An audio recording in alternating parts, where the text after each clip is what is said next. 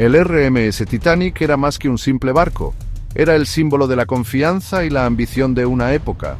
A principios del siglo XX, la tecnología avanzaba a toda velocidad y el Titanic era su obra maestra flotante. Construido en Belfast, Irlanda, era el barco de pasajeros más grande y lujoso jamás construido. Su tamaño era asombroso, se extendía por casi 300 metros de largo, tan alto como un edificio de 11 pisos. La White Star Line, sus orgullosos dueños, lo promocionaba como lo más seguro y cómodo. No escatimaron en gastos, equipándolo con una gran escalera, lujosos salones, una piscina e incluso un gimnasio. Era un palacio flotante diseñado para llevar a los ricos y ambiciosos a través del Atlántico con un estilo inigualable. Este magnífico barco cautivó la imaginación del mundo. Los periódicos elogiaron su creación, llamándolo la maravilla de la ingeniería moderna. Su diseño incluía características de seguridad avanzadas, como 16 compartimentos herméticos en su casco. Estos compartimentos podían sellarse con puertas eléctricas, lo que llevó a muchos a creer que el barco era prácticamente insumergible. La noche del 14 de abril de 1912 fue excepcionalmente fría y clara. El mar estaba inusualmente en calma, descrito por los sobrevivientes como una lámina de vidrio. Esta falta de olas, aunque agradable para los pasajeros, resultaría ser un factor mortal. Sin olas rompiendo en su base, un iceberg es mucho más difícil de detectar en la oscuridad, especialmente en una noche sin luna. A lo largo del día, los operadores de radio del Titanic habían recibido múltiples advertencias de hielo de otros barcos en la zona. Estaban trazando una ruta a través de una región conocida por sus icebergs. Estos mensajes fueron entregados al puente, pero no parecieron crear un sentido significativo de alarma. El barco seguía avanzando a gran velocidad, cerca de 22 nudos, casi su máximo.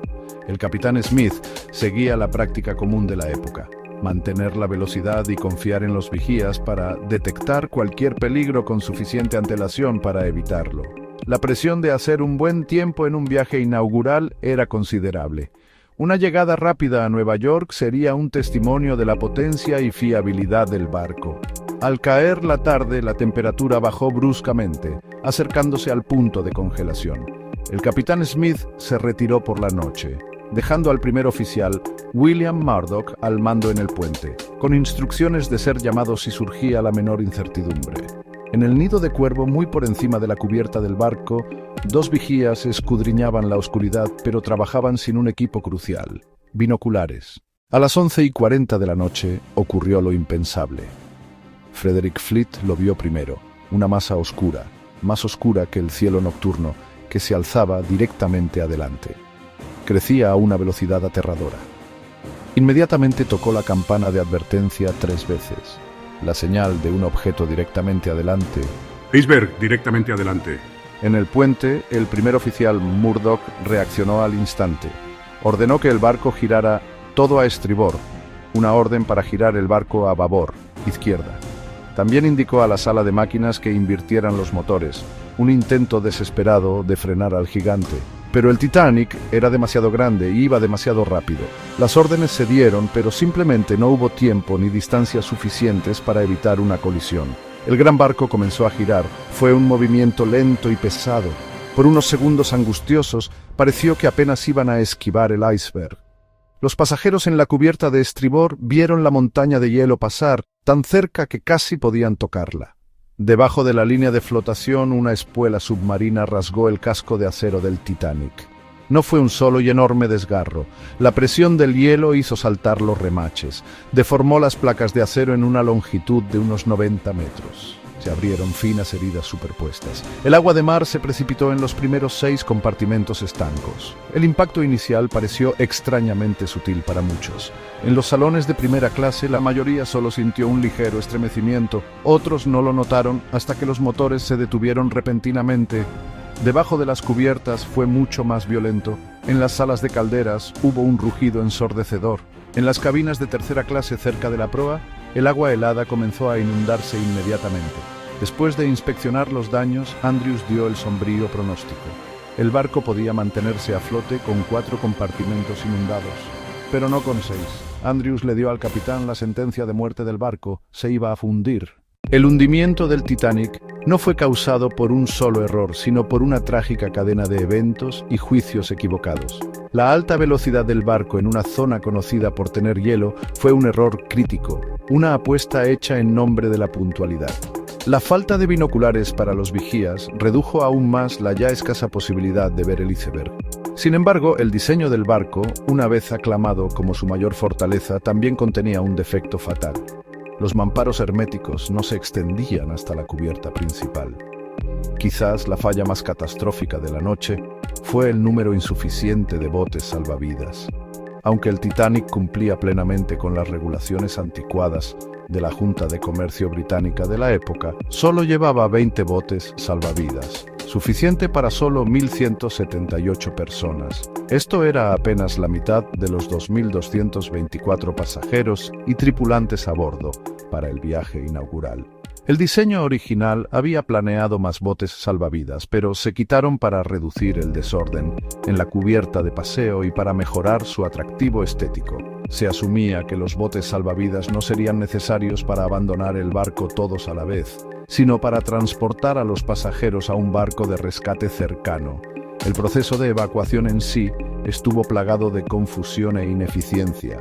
No se habían realizado simulacros de botes salvavidas para los pasajeros e incluso muchos miembros de la tripulación no estaban seguros de sus deberes. Al principio se siguió un protocolo de mujeres y niños primero, pero se aplicó de manera inconsistente. En un lado del barco, un oficial lo interpretó como solo mujeres y niños, lanzando botes salvavidas a menos de la mitad de su capacidad mientras los hombres observaban desde la cubierta. Esta desorganización significó que los primeros botes salvavidas en salir del barco fueron trágicamente subocupados, desperdiciando cientos de valiosos asientos que podrían haber salvado más vidas. El desastre se agravó por la incapacidad de los barcos cercanos para acudir al rescate a tiempo. Los operadores inalámbricos del Titanic, Jack Phillips y Harold Bright, enviaron frenéticamente señales de socorro utilizando el nuevo código SOS. El barco más cercano, el Californian, estaba detenido en el campo de hielo a solo unas pocas millas y podía ver las luces del Titanic. Sin embargo, su único operador inalámbrico se había ido a la cama minutos antes de que el Titanic chocara con el iceberg. El barco que respondió, el transatlántico Cunard Carpathia, estaba a casi 60 millas. A pesar de navegar a toda velocidad a través del peligroso campo de hielo, tardaría 4 horas en llegar, demasiado tarde para la mayoría. Las consecuencias del hundimiento fueron horribles. Mientras la proa del Titanic se hundía, su popa se elevaba en el aire, creando una silueta aterradora contra el cielo estrellado.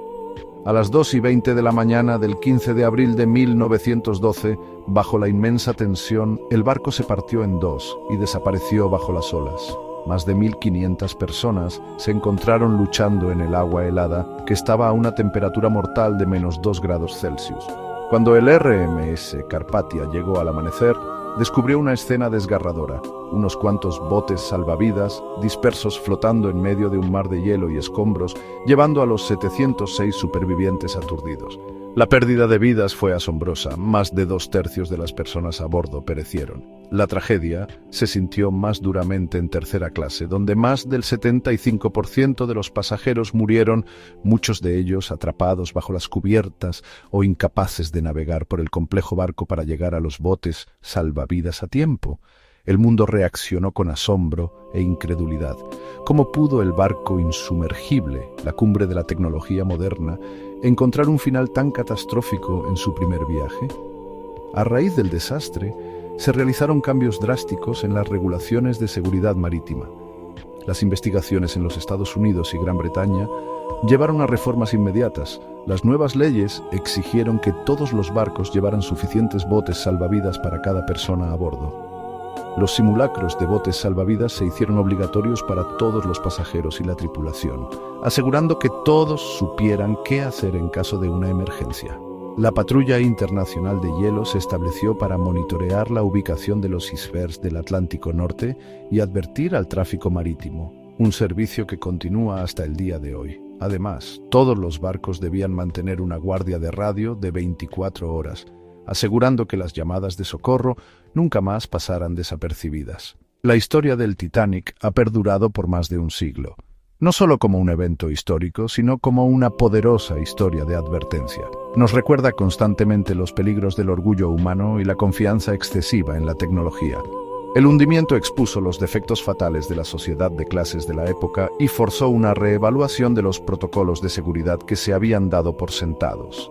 Las lecciones aprendidas de esa terrible noche de 1912 se pagaron con más de 1.500 vidas, pero cambiaron fundamentalmente el mundo de los viajes marítimos, haciendo los mares más seguros para todas las generaciones futuras. El gran barco descansa hoy en el fondo del océano, un monumento silencioso a una era de grandeza pasada y a una tragedia que nunca debe ser olvidada.